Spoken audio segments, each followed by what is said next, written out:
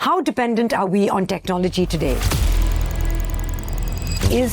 Has it just been for men, by men up until now? Only thinking stereotype that tech is all about men. Probably women can design the product better. So women are wanting to connect socially to the smartphone. Yeah. P0 for them is fashion. The domestic consumption of 4.5 lakh crore rupees, where 80% of the volumes, which is like 150 million handsets, have been sold in India. The 80% are the Chinese brands. The biggest problem with this is we do not know where your data is going. Is China accessing your data? When you are buying a phone which is above 30,000 is for a brand, and when you are buying a phone above 1 lakh rupees is something for your prestige. So if you take out brand and aspiration and just wanting to look cooler than your neighbor, then one doesn't need to spend more than 25,000 rupees on a phone. Ideally not. I don't understand what information and power people will get from having access to information from my phone, but I'm not understanding the dangerous impact of that. We'll only understand when our bank account money has been debited. Are they also taking your microphone access? Are they taking your messages records? Are they taking your camera records? Why can't a mother or a parent can also set up a digital boundaries for the parents and for themselves? Don't let tech make you slave. Tech should be your slave. Your phone is your digital lockup. But there has been cases in the past that iPhone users have been targeted separately, Android users have been targeted separately from the same restaurant. Yes. The problem in India is not about lack of information, more information and misinformation. The new bedroom for the kids is not having their own independent bedroom. It's their search history room. We are consuming too much of content. Instagram or any other short videos, they do not have control on the content right now. Now every question is this AI? Is this AI? Is this real? The way the AI is replacing the world and changing the world, and if you're not upskilling yourself and not thinking and taking risk, you'll be replaced soon.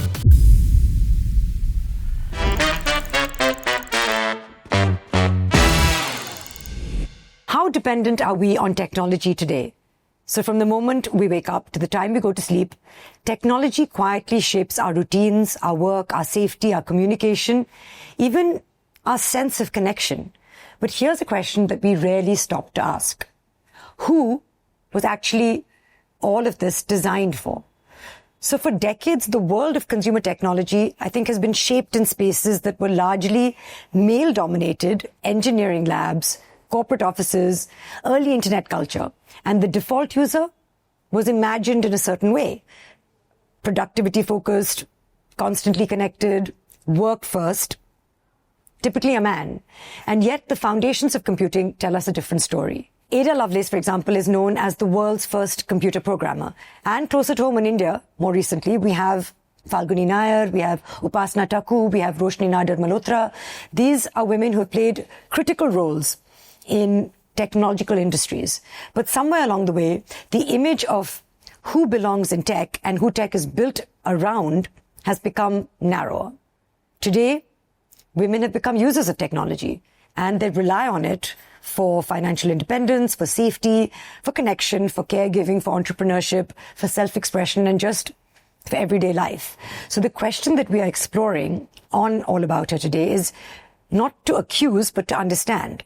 Was tech built for women only? And as technology becomes more personal, on our wrists, in our ears, in our homes, is the industry finally redesigning itself for women's realities? Hello and welcome to All About Her, a space where we have honest and meaningful conversations about women's health, wellness, happiness and self-care. And today we will be discussing, is tech built only for men? Our guest today is someone who has been at the center of India's smartphone revolution for, I think, nearly 2 decades now. He has helped to build and scale some of the biggest consumer tech brands that the country has seen, turning them into global success stories worth billions. He's a graduate of Harvard Business School, and today his focus is on building something deeper, user control, data privacy, and building technology ecosystems that are authored in India for the world. Beyond business, he's also known for mentoring young entrepreneurs and for championing responsible innovation. And currently, he's leading the development of India's first sovereign mobile operating system and building a connected ecosystem of devices that aims to put transparency, purpose, and trust at the core of technology. So please welcome Madhav Sheth, founder of Next Quantum Shift Technologies and CEO of AI Plus Smartphone. Thank you very much. A lovely introduction. Thank you very much. I know you've done a bunch of these podcasts and you've spoken at length already, and you've been in this industry for more than 2 decades now. But I think this is my first podcast which has a tech focus to it. Oh, lovely. And I've learned a lot in the past couple of days just with the research that I've done. This podcast is called All About Her. And in my research, and I don't know, I think some of it is true, there are a lot of women who've been at the front of technology from the beginning of computers. Maybe they've been overshadowed. Maybe men tend to speak louder or take more attention. And men have also been in design rooms and coding, making products for then equal to men. Are they thinking about making technology only for men? For example, in my research again, it said car crash dummies are designed for the male form. So as a result of that, it doesn't really protect a woman sitting in the seat because her form is slightly different. Similarly, apparently smartphones are made for the male hand, which is typically bigger. And so it doesn't sit in my jean pocket. I don't know how to wear it with my sari. So I wanted to first take your thoughts on that. Is tech, has it just been for men, by men up until now? I think that's the biggest misconception. And if any brand is thinking like if it's only gender biased, which is more male dominated, I think that's the biggest mistake specifically in India, not only in India, but globally as well. While I've scaled in my past to 90 countries, I've only seen one thing. Unless you do not believe in inclusion, you will not be able to grow as a brand, because like even in India, the next growth chapter is going to come down from the rural India, where rural India, the most important thing is to have digitally connected people. What does that really mean is that they have 50%, more than 50% of women. And if you're not able to include them in your plans, then probably it's the biggest mistake and a drawback for any of the brand to even think of it's a male dominated world. Most importantly, we all need to understand women are been using 80% of the electronic products. It may be kitchen appliances, it may be house appliances and all of that things. It's only in the smartphones there's a stereotype that, is more of a male dominated thing. But the only reason why I believe it's because women are more multitaskers, right? But when they are doing multitasking, like managing home, managing kitchen, managing kids, managing family, and work as well, along with all of these things.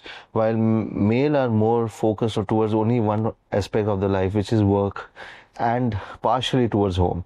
But when this happens, that is the reason, women tend to become more lazier when they are choosing their tech. And they give or they believe in some person who can easily influence him or her, which means that probably it may be your husband, your brother, or it may be your father or your son. Whoever is easily or more watching towards the tech videos, you will always reach out to them to get your opinions out of it. So I think it's more about mental blocker rather than just being, dominated by the male world side. I think it's interesting because I want to talk about the two things that you said. One, rural India, and one, the gender gap maybe. And to ask you, you've referred to how big the industry is. And I think you said, even just now, you said 4 lakh crore rupees is the smartphone industry, industry, and out of that 80% of it is owned by China. Your plan is what? Is to control a significant part of that market. And I want to ask you about the vision and how you plan to do that. But firstly, have you thought about what you want to achieve in terms of that market? See, is there a number in mind? Numbers are just an output. There was a time when, there was a race for being number 1, number 2, number 3. But for getting into that race, the biggest mistake what the brands make is just lose focus on every other aspects of a consumers, on what they want. What I've learned, because I think this industry needs learn, unlearn, relearn, and then reinvent again. And the biggest thing which I've unlearned and relearned is that specs fade. Specs is the specs of any other tech product will fade. Trust compounds.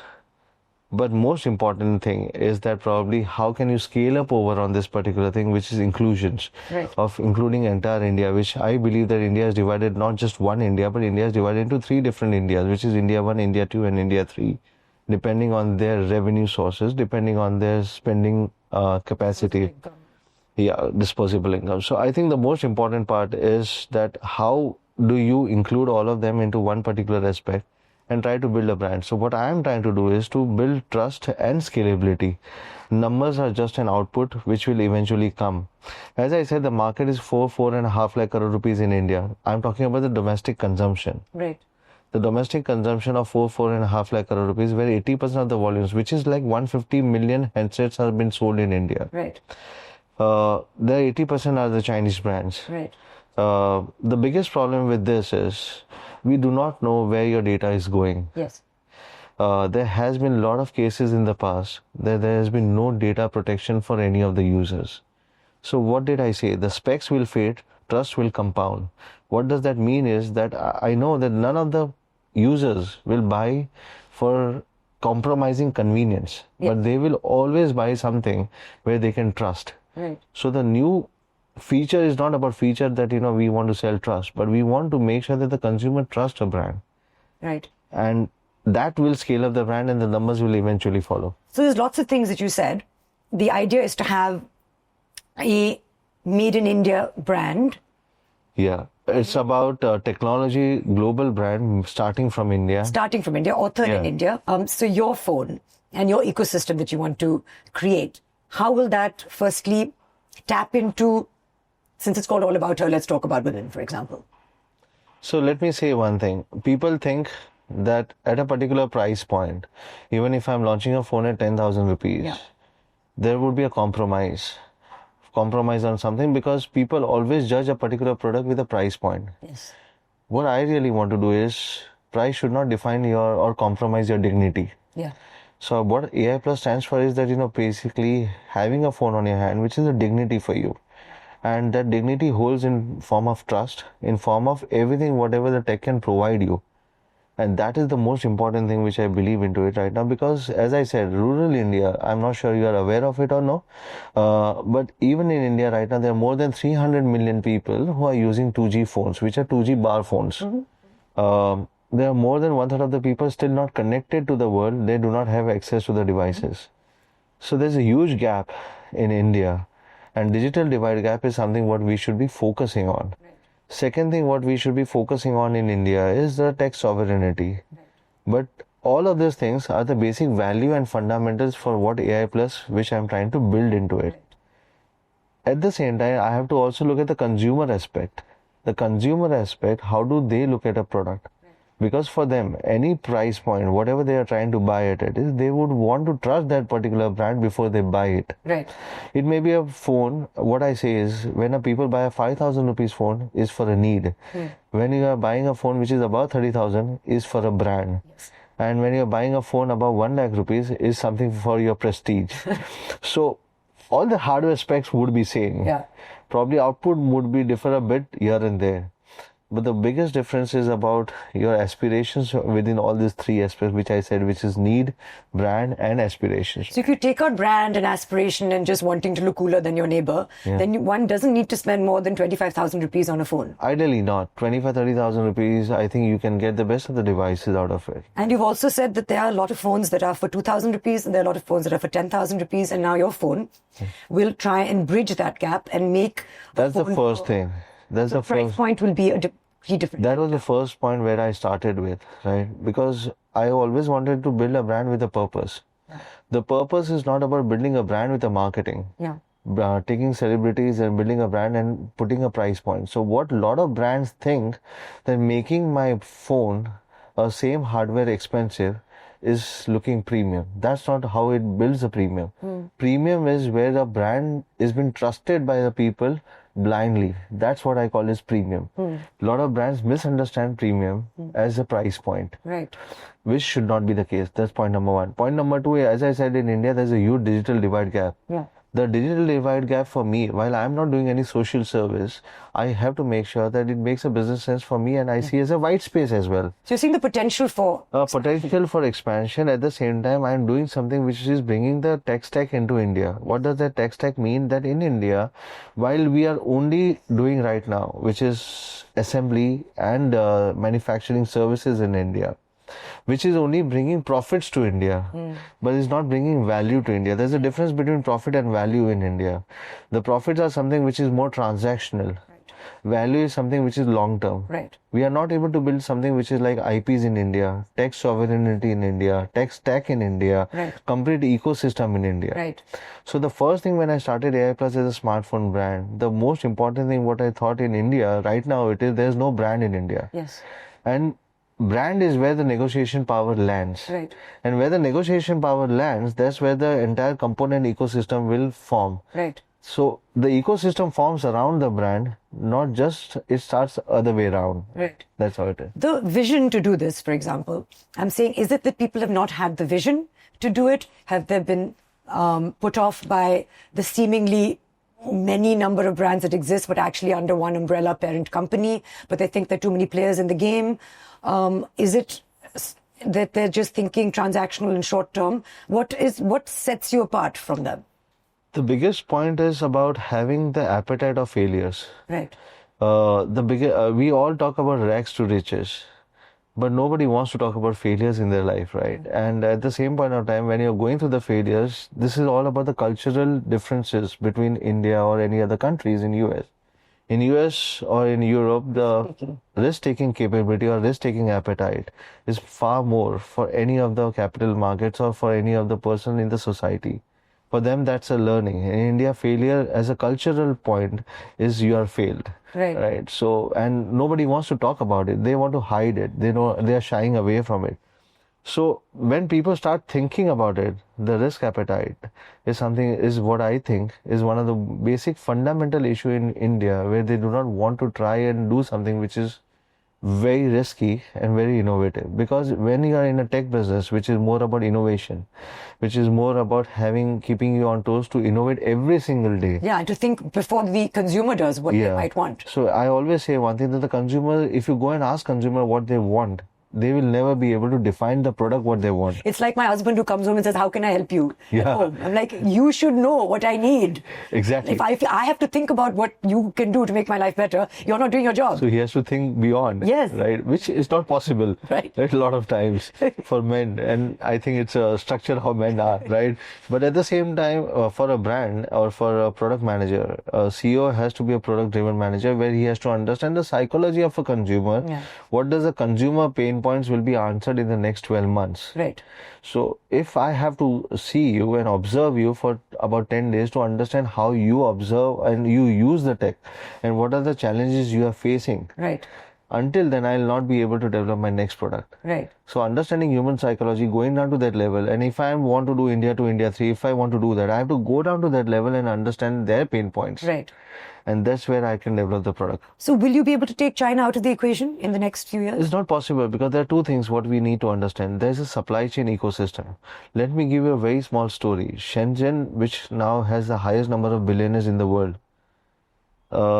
Seoul, which is in Japan, has one of the highest IP patents in the world.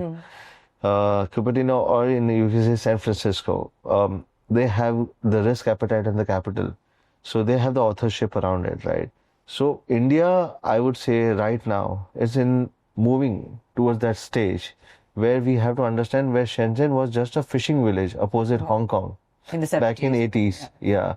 They were just a fishing village to now having the highest number of billionaires in the world. Right. It was because of the $550 billion worth of exports, plus their local consumption of tech products, which is made what Shenzhen is today. Right. So you have to build a value system which is authorship around it, rather than just being a manufacturing services around it.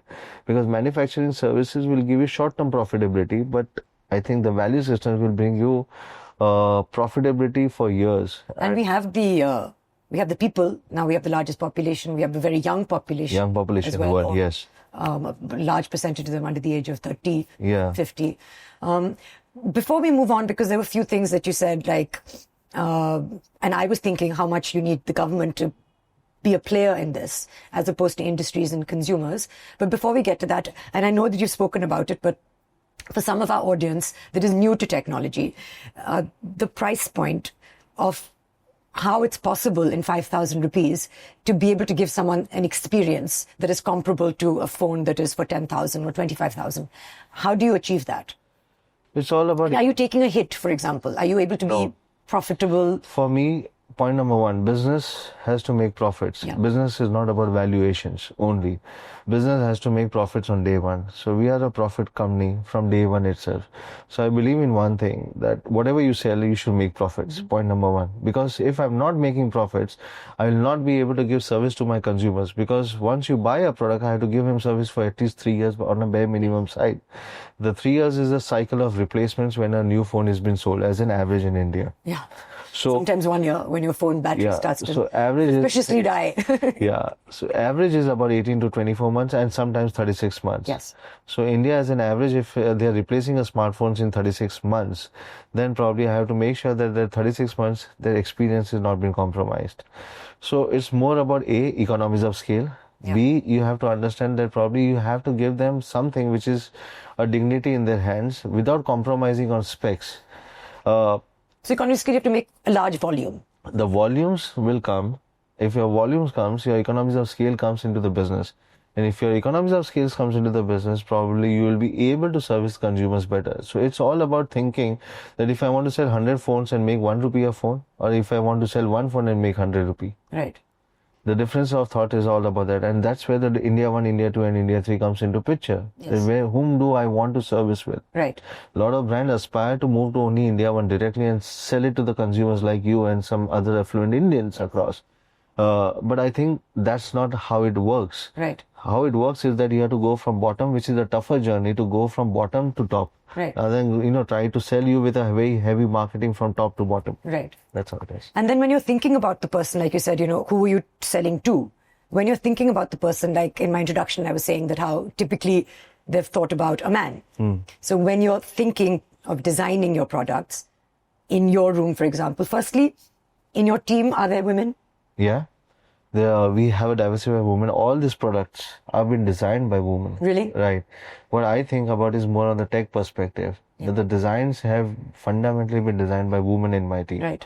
Right. And they understand things better in terms of how a woman would take a product and use it. Yes. So I think that is where the complexity of our mind is all about. That we are only thinking stereotype that tech is all about men. Yes. But I think probably women can design the product better. Women are more loyal towards a particular brand. If I have to think about longevity of a brand, women can think more rational and multitasking at the same time to think about that how would they take a product and use it. Like say for example, I'm launching a kids watch. What are the biggest concerns for a mother Yes. while using a kids watch? You want to know where your child is? Exactly. So what are the 3 most important things which I understood from them as being their woman, that they would need as soon as the kids move out from a particular area, the mother should get or parents should get a notification. Yes. They should be able to see the kid whenever they want to do it. Yes. Kids, whenever there can be a single button and as an SOS call where they can call up their parents. Yes. At the same time, they do not want they to be digitally connected because they do not want to give them a screen time. Exactly. So all of this, how can I solve it in one particular device? You have all of this. In one particular kids watch, which is what I wanted to do it. Right. Right? That how can I make watch have a camera where the parents can have access to the kids immediately whenever they want to have it. Secondly, can they also have a perimeter fencing, which is geofencing, we call it. So which is a geofencing that if it goes out of your house or if it goes out of a particular area, exactly you get an alert. Third thing that, probably if a kid wants to have an SOS immediate call with their parents, he does not need to dial. He just need to press one button and the call goes immediately out, right? Yes. So all of that things, and if the kid does not want to wear it as a watch, can they wear it as a pendant also? Yeah. So yes, that can also be done with this kid's watch, where we call it, right? So all of these things I understood from a perspective of a woman. Yes. When I was designing a product. If I would have thought like a man, I wouldn't have done that. Yeah. Right, that's how it is. Now that's fascinating. I wanted to ask in terms of behaviors of smartphones and women, especially in tier 3 and tier 4. I don't know whether you studied them. Are women buying their smartphones or are husbands buying it as presents and giving it to women? Now women are economic forces to reckon with, at least in urban centers. They have a little bit more disposable income. So do they attach value to a smartphone? Are they understanding that it's also empowering, it's a digital wallet?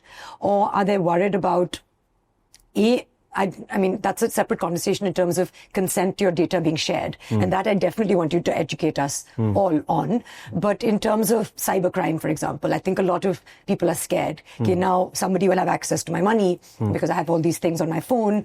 Or husbands might feel that there's a certain element of control that I will lose over my partner.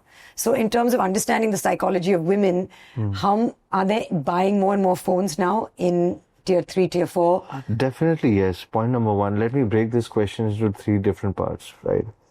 The first question, are the women buying smartphones? Yes. Like my mother, which is a 70-year-old, she may be using a WhatsApp better than me because she wants to be socially connected. Yes. I may be using lesser phone than her because my screen time would be lesser than her. Right. But she has a lot of disposable time to spend on the smartphones.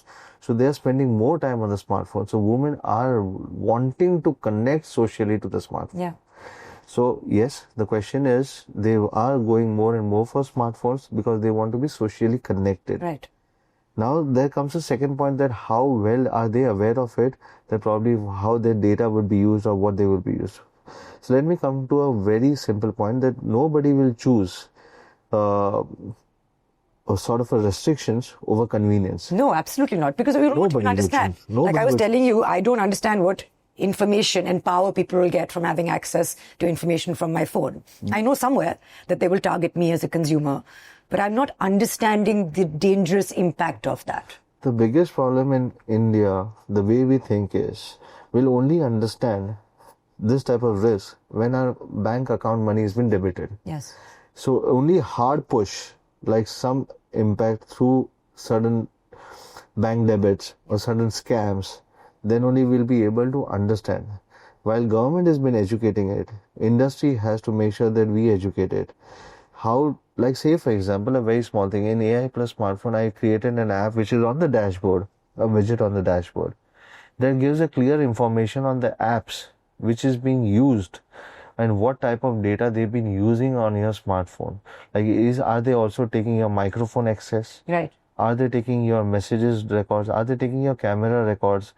Like, I'll give a very small example. There were news about 2 years back, and it's been reality that more than 200 Chinese apps were banned. There was a reason behind it, because there were a lot of suicides happening across in the smaller town in India. And only reason is because all these Chinese fintech companies started giving a lot of small loans to the small people. When they were not able to recover it, they started getting access to their photo galleries. When they start accessing to their photo galleries, they started sending photos to the groups in their WhatsApp. Like Blackmailing. Right. And that's which means that probably they can have access to your microphone, they can have access to your photographs, and they can share it to the WhatsApp group. They can do everything end to end.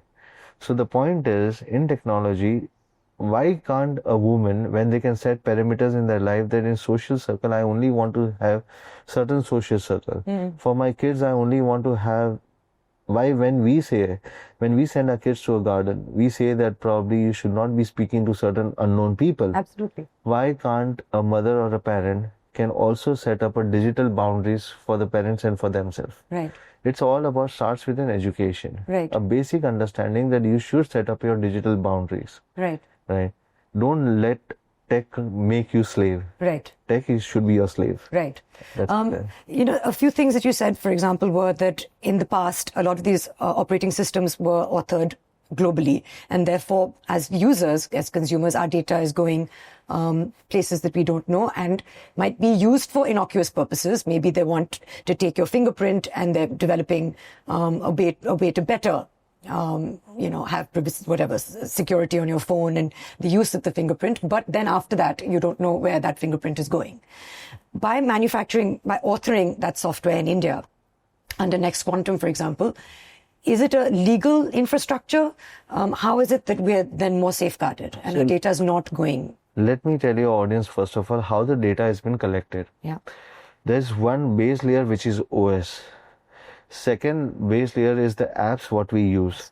Third is wherever we are using on the search history, whatever we are trying to search, the data is being shared. Fourth is the products or the hardware companies collect the data in terms of purpose of testing. Fifth is the marketing company, where we only give the consent when we download an app and we just say okay without reading anything. There are 4 or 5 touch points, including hardware, software, OS, apps. All of those things collect the data. Now it all depends who has that ethical behavioral controls within the system. Like say for example, I being an Indian, or I being an Indian company, I would be concerned more about the Indian user. Right. But if I'm selling a phone to some other country, I would not be equally concerned about the user data of that particular country and how that data will be misused around in India. Let me give a very small example. I went to an hotel and I shared my credit card while check-in. I'm talking about the European countries, right? And because it's a mandate process, where we think it's a mandate process, that probably you have to swipe your credit card before you check in, so they can block the money. Yes. I'm saying that this is one of the biggest 5-star hotel who does that. Right. But what actually happens is they have the ethics that they will not share the data, or their staff will not be having access to any of the credit card information. Right. Now tell me one thing, that after a few months, the hotel servers were hacked by Russian hackers and entire data were leaked.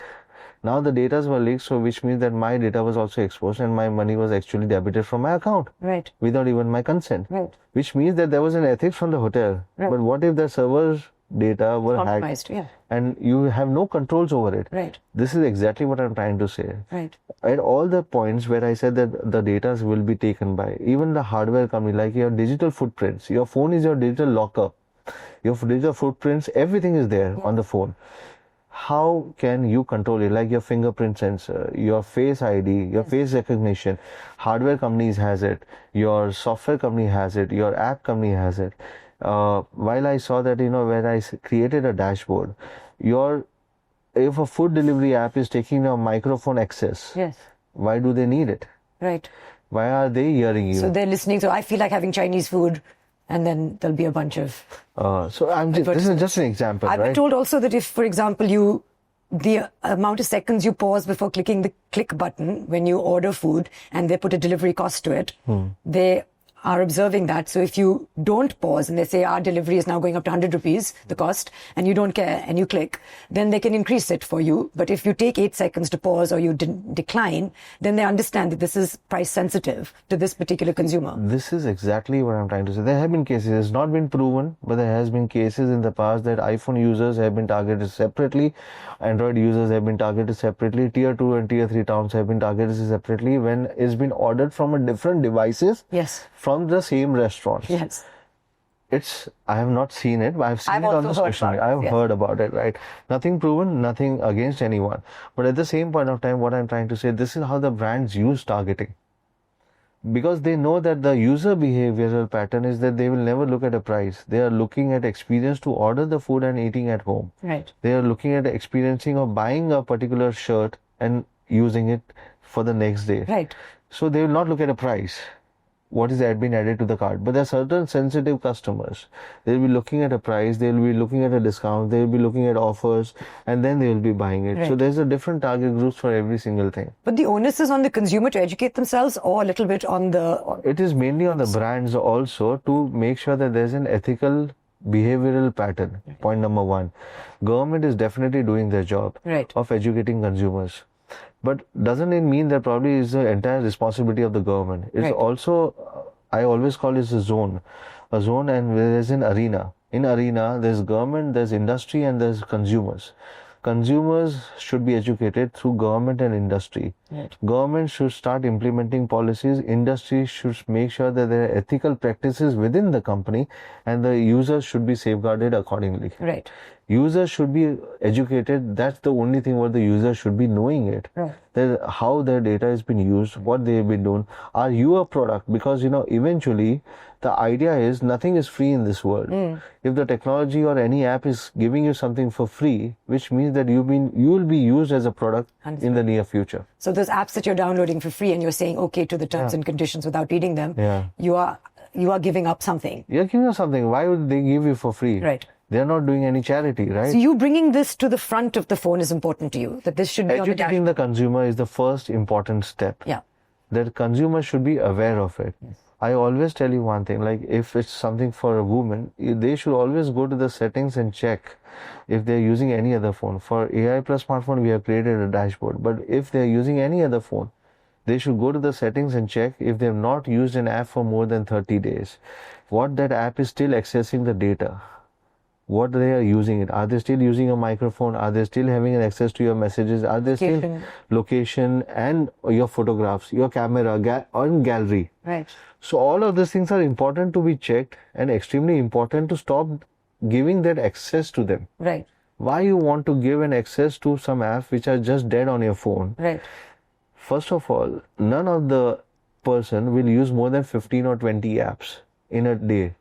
Yeah. But we download 100 apps because they are for free. Yeah. But this 100 apps, out of the 100 apps, we are using only 20 apps. Right. The rest of the 80 apps are doing nothing on your phone.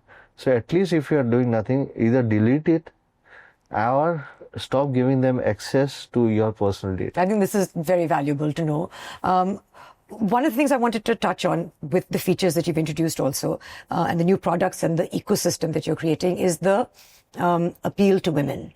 How do you access that? For example, I'm thinking that if I want a smartphone, as a woman, there's certain things that might drive me apart from just I want the best camera, or I want it to be in a pretty pink color. Apart from that, one of the things that might motivate me is that I want to be safe.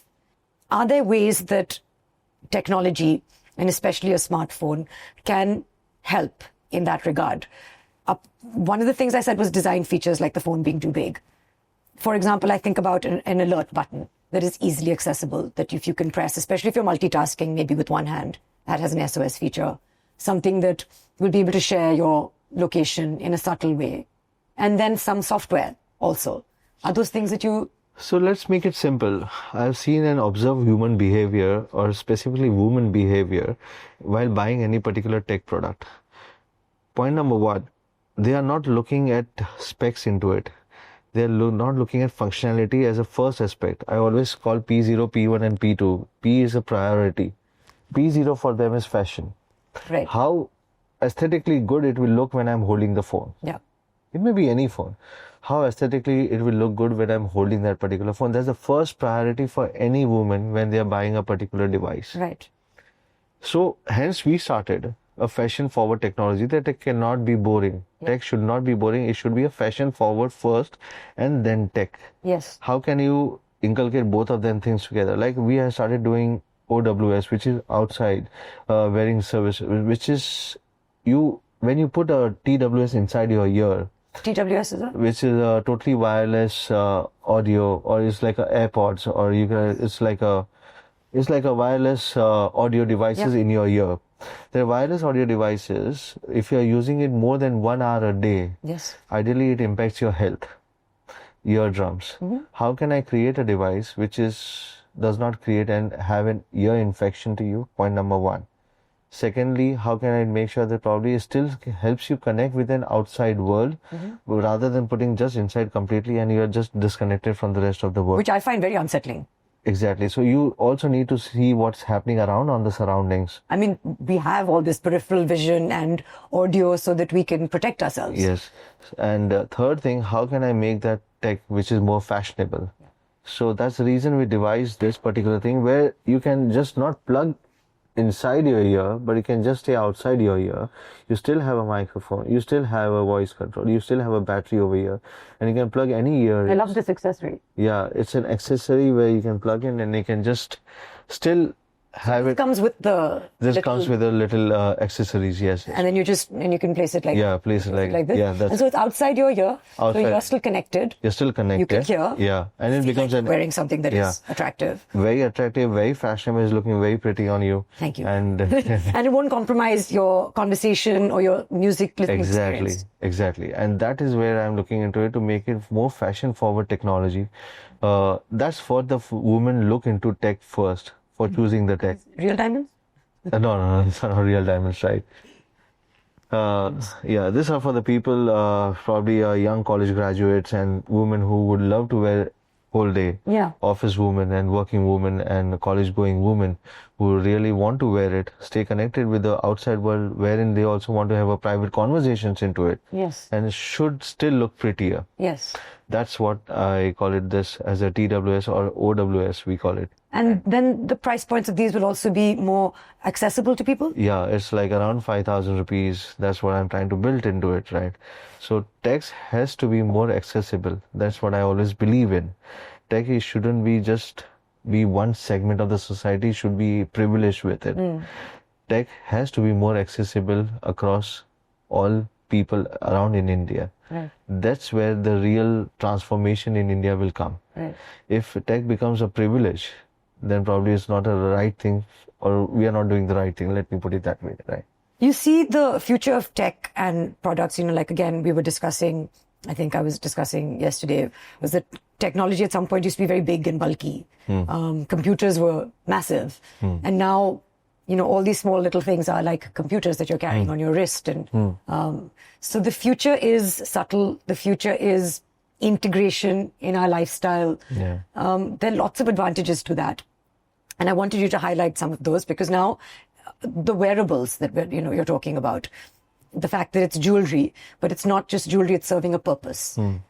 Those purposes, what is very exciting for me, because I'm very conscious about my health and my well-being, and I'm at a stage in my life now where I need to track certain fitness levels because they're important to me. So those features will also be a part of your ecosystem? Definitely has to be there. But as I said, one thing, first of all, let me just complete one thing what you had asked me. The women are not looking at the phone which are designed is, for women, a lot of people think that making a smaller phone and making a pink phone is for women. Yeah. That's not the case. Yeah. Women are looking for bigger screens also, because they're also consuming a lot of content. Yeah. So they're looking for bigger screens, but they're looking at more beautiful phones. Yes. Okay. Pink is not the only color. Yeah.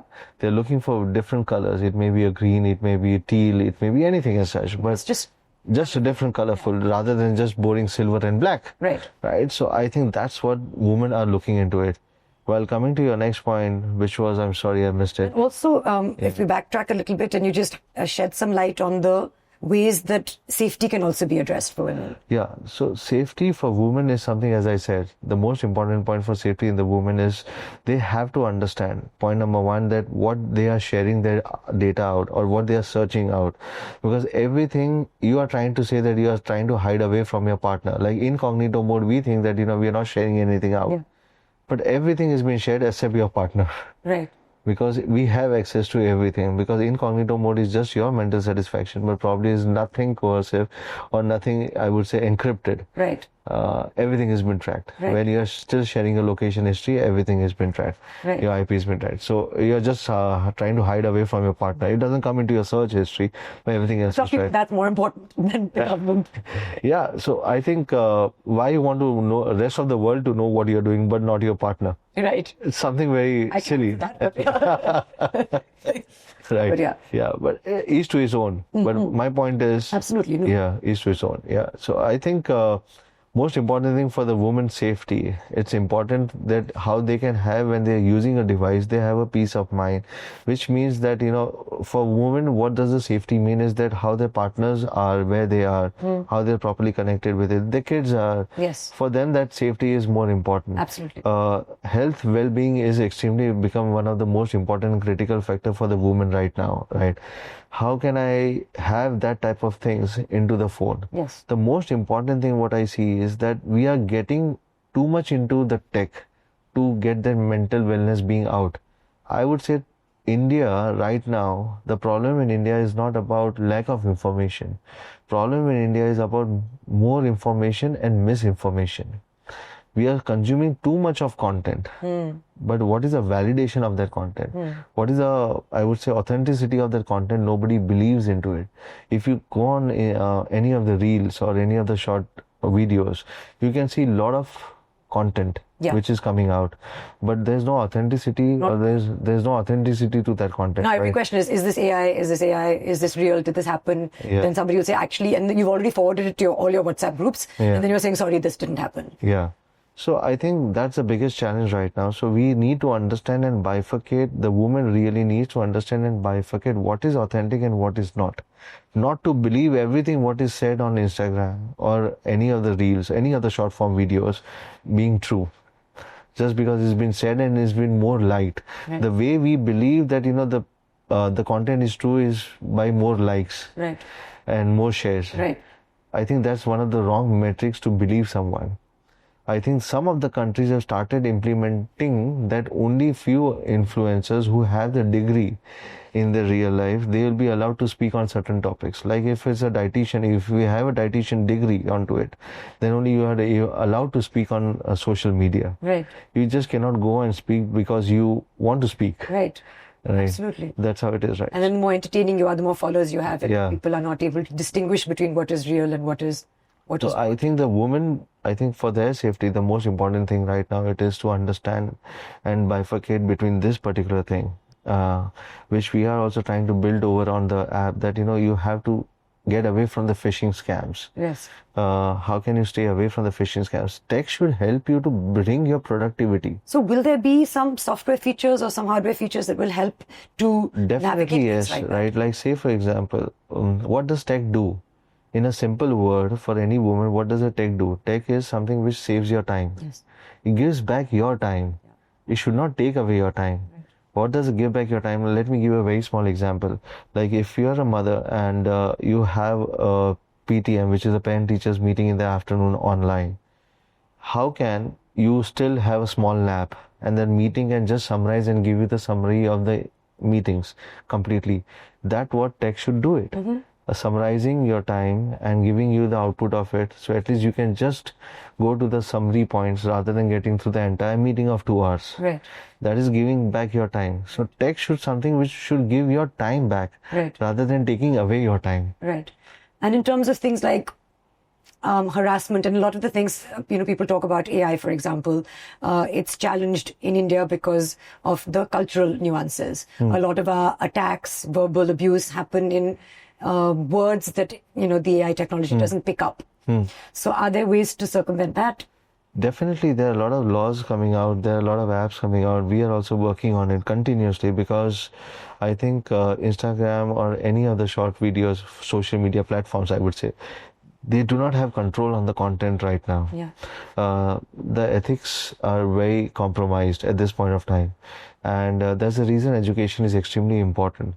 Like I told to one of the mother yesterday, that when you are creating an account for your kid, which is important, you cannot keep them away from the tech.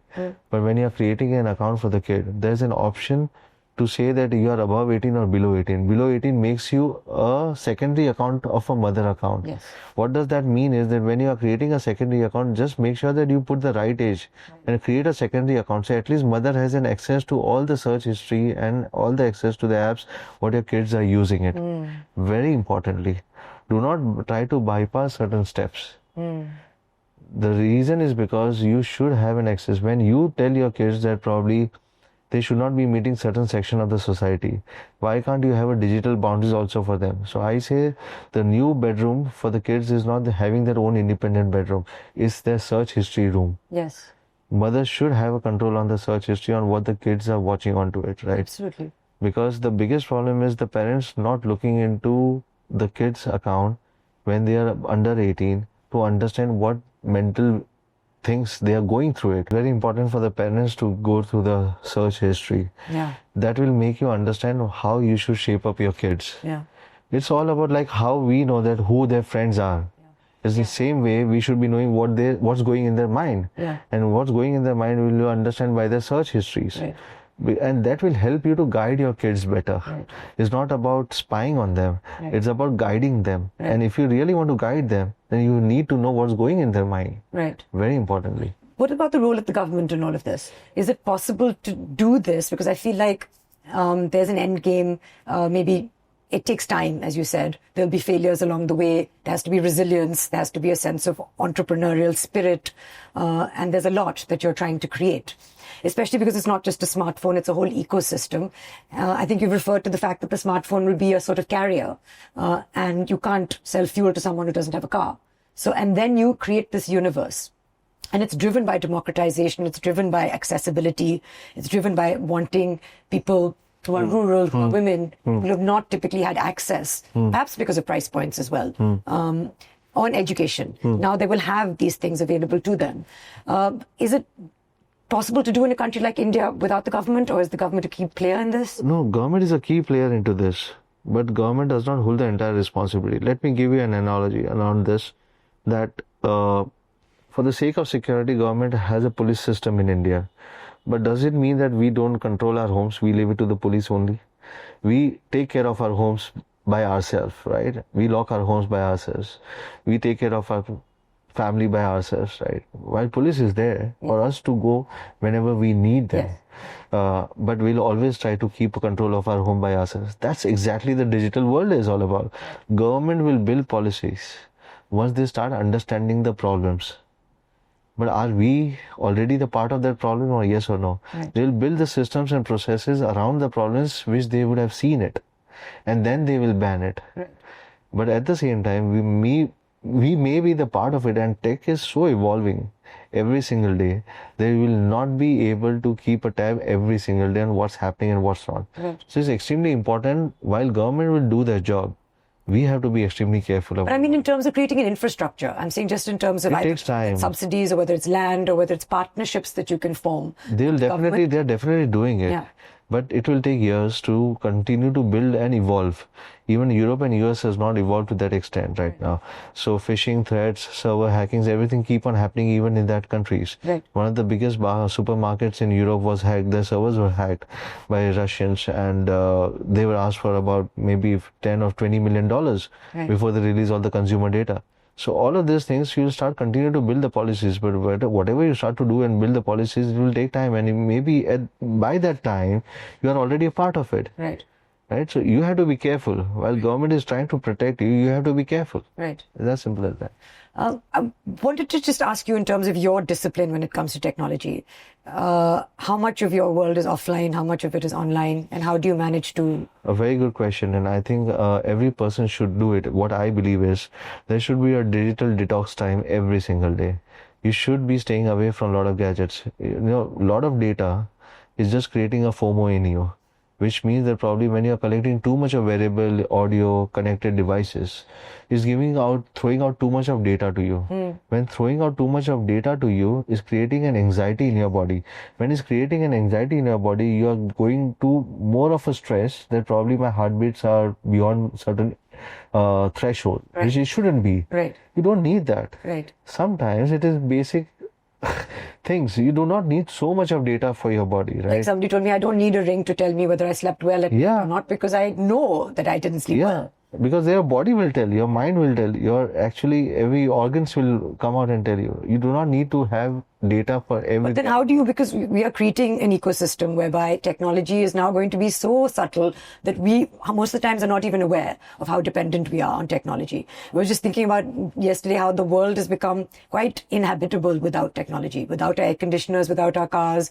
We cannot really survive, and it's only going to become more and more difficult to live without technology. So I'm saying all these wonderful features that you will have. There's also now technology in the wearables. So you have the phones, you have the AirPods, there's Watch, in the Nova wearable, Pod, you have yeah. the watch. Are there other things that you're thinking about in terms of wearables? Tablets. No, I'm just creating an ecosystem. Yeah. What does a connected ecosystem means? Which means that probably you have audio, wearables, tablets, smartphones, and smartphone being the hub of the ecosystem. How can you connect all of these particular devices all together? But that does not mean that it should be taking away all your mental wellness. Yes. It is all about giving you the comfort rather than taking away the comfort, right? So using tech is also extremely important on how you use it. But I'm saying that most people will not, because it is addictive. And I'm saying that grown-ups, adults, and for example, the data analytics that this is creating is wonderful in terms of now when I go to my doctor, I'm telling my doctor, okay, this is my heart rate, this is my oxygen, and this is, I know all the information, and the doctor's also rolling their eyes. But what can you do? Because everybody feels now that they have this information. I'm saying that now when you're connecting it, and there's things like, you've talked about AIoT. So now there's technology coming home, being connected to the internet. I can imagine like a very sci-fi world in the future. Not actually, it's already happening now, where my watch will tell me, or my ring will tell me, that I have not slept well, and then some kind of system will happen in the house where at 9 o'clock the lights will suddenly go off, and somebody will say, now it's time for you to go to bed, and technology will start telling me how to behave. That is worrying for me. Yeah. But it's also, I see the potential and how exciting it is. I feel like human beings we're not able to draw that boundary and look after our health and I think it's wellness. more about, I would say, is mental laziness, I would always say about all of that. See, we'll continue to build more and more ecosystem. What does an ecosystem mean? That whatever you're doing in your day-to-day life, how can we add technology to it? Yes. Like even a bed can be controlled through a technology on how you're sleeping, how you're turning, how your pillow is performed. Yeah. All of this data, but do you really need that? That's the first most important question you should be asking yourself, right? I always believe that let doctors do their job. They've studied enough, Yes. right? But this data is just a reference point. Yes. It should not be considered as your lifeline for every single thing, right? Yes. Because more you collect the data, more you start thinking around it. Yeah. And it is taking your mental well-being away from you. So it is important to continue to observe it rather than consuming it too much. Don't get yourself consumed into it. So how do you manage to draw that in? I'm very clear on one thing that, I don't stay connected too much on the devices. I have a very clear timelines that I have a digital detox period. I have an apps which are controlled by timers, which means that, which everybody can do it, that everybody should have a control on the timers of the apps. Like say, for example, I say it's a doom scrolling. Why can't you put a timer that I will not do it more than 15 minutes a day? You can put a timer that app will automatically get locked. Right. What apps do you use the most? It's a lot of this control apps. If I have to use my apps, my basic apps are like WhatsApp. Yeah. I do not have social media apps on my phone because they take away too much of my time. I don't keep social media apps. For me, it's just calls and staying connected with people. For me, what communication is about properly communicating with the outside world. That's the tech for me right now, and that's what I want to do it, right? For me, a phone is for connecting with you. Yes. Or just chatting with you. Yes. That's not it. coming into my own world. Yeah, losing right. connection. I do not want to see that what you are doing for the whole day on your social media. I don't want to stalk you around it, right? That's not what I really want to do. Yeah. What I really want to do is if I want to call you up or I want to stay connected, I can just do a WhatsApp hi and just stay connected. That's what tech means for me. Right. It's simple. It's connecting. Right. That was tech was for. Right. So I'm not consuming myself too much of tech. Right. But at the same time, I want to make sure that probably whatever devices I use, they are benefiting me in some other ways, right? Like say for example, we are launching this Wearbuds, right? Wearbuds is TWS as well as wash together. Very cool. Right, so do I have to carry two products or can I do just one product at a time, right?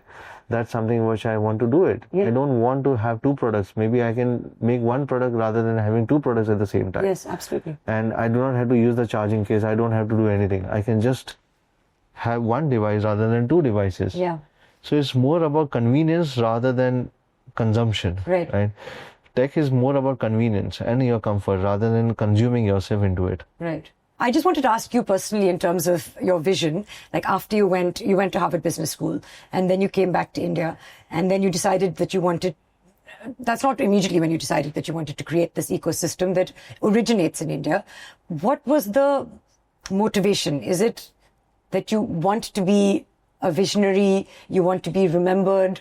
Is it that you see a strategic play? Is it patriotism?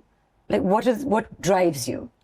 I would say Harvard gave me a framework. Graduating from Harvard was a framework. It gave me a framework of my life and my thought process.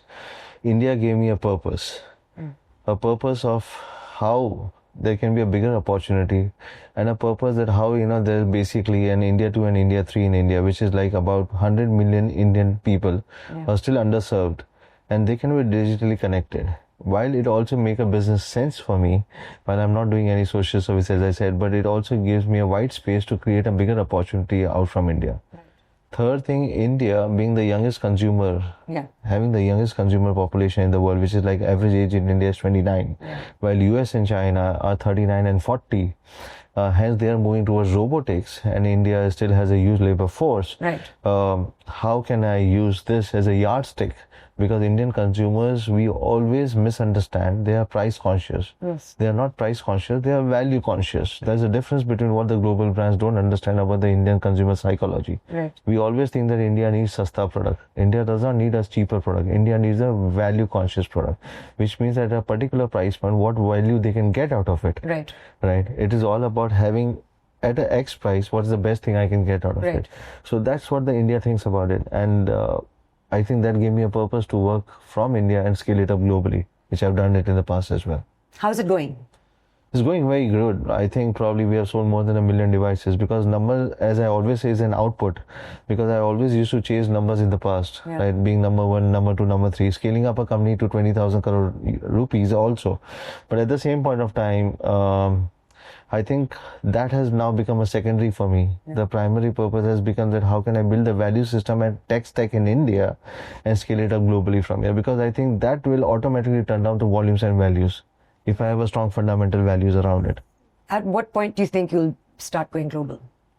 I've already started exporting to certain countries across, right? Because in the past, if I used to do 20,000 crore worth of revenue every year from zero to scratch in 3 years of time, I think I know how I've scaled up to 90 countries. So I understand demographics, I understand dialects of 90 different countries and how to scale it up. Yeah. So I'm well aware of that. So probably for me, scaling up is not a bigger issue. But the only thing what I understand is without scaling, you will not be able to be successful. It all comes with economies of scale. Right.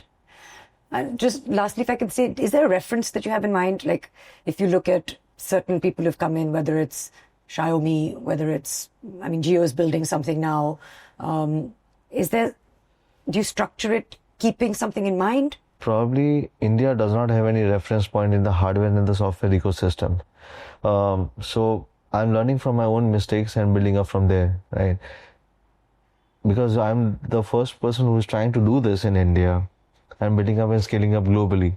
So I think I'll make mistakes and I'll learn from it and I'll scale up from there.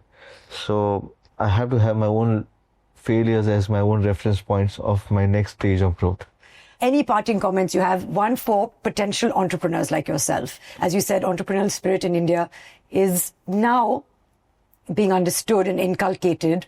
Your personality aside, what are things that you can say to our audience, male and female, who might struggle with creating a business, thinking big?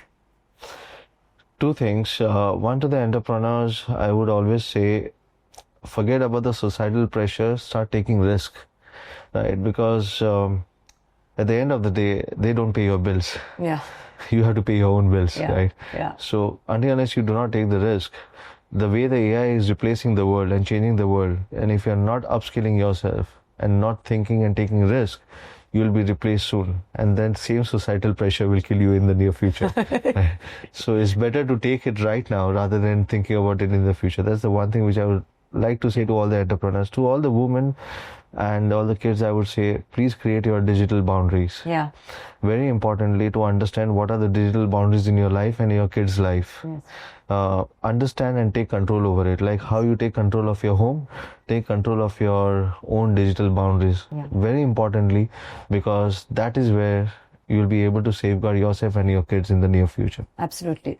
Well, thank you so much, firstly, for coming onto this podcast. And I think for just a little bit of education in terms of how we should be using our phone, what our phone can do for us, what we should not relinquish control of to the government or to the industry or to anyone else as consumers, as parents, as children, what we should be aware of, and drawing that line between responsible technology usage and madness. Yeah. So thank you, Madhav, and I wish you all the best. Thank you very much. Pleasure's all mine. I've been watching all your podcasts. I've been seeing in the past 8 months just exponential success and growth. So I hope that continues. And I'm really looking forward to using some of these. Thank you very much. I'll definitely share you one. Thank you. Thank you so much, Madhav. And I think really for me, the crux of today's conversation has come down to what technology does for us. Technology, we don't want it to just be smarter.